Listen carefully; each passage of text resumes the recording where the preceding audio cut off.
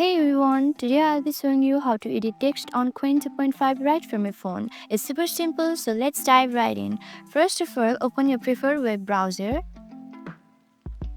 and log into your account. Tap within the text position, type the text you want to send and simply tap on the send button. Now let's say you want to correct a typo. Simply long press on it and tap on this edit button right here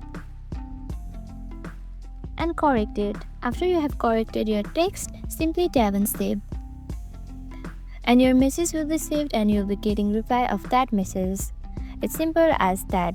That's it for today's quick tip. I hope you found this video helpful. If you have any questions or other tips for using QWEN 2.5, please share them in the comments below. Don't forget to like and subscribe for more tutorials. Thanks for watching.